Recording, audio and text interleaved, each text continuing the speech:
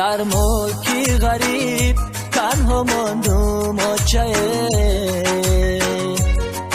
افکار و نالان خار گشتم آچه در ملکی غریب تنها ماندم آچه افکار و نالان خار گشتم آچه در قسمتی من چون این طالب و بختیه آچه جان دایم ده که روزم سخته آچه جان دایم ده که روزم سخته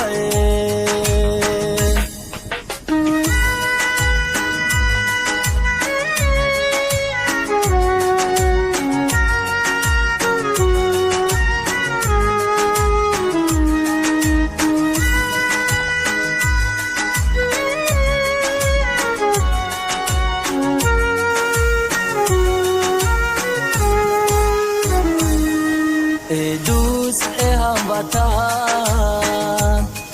بگیره خاکی وطن ببوسه از خاکی پاک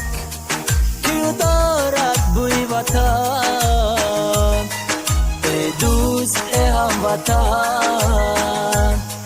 بگیره خاکی وطن ببوسه از خاکی پاک بوی وطن در ملکی غریب تنها ماندم آچه افکار و نالان خار گشتم آچه در ملکی غریب تنها ماندم آچه افکار و نالان خار گشتم آچه در قسمتی من چون این طالب و بختیه آچه جان دایم ده که روزم سخته آچه جان دایم ده که روزم سخته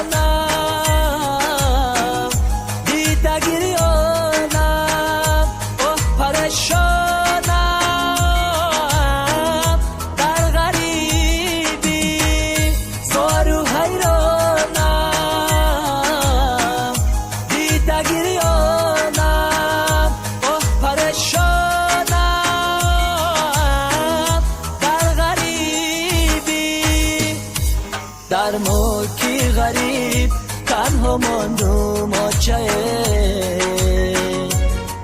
افکار و نالان خار گشتم آچه در ملکی غریب تنها ماندم آچه افکار و نالان خار گشتم آچه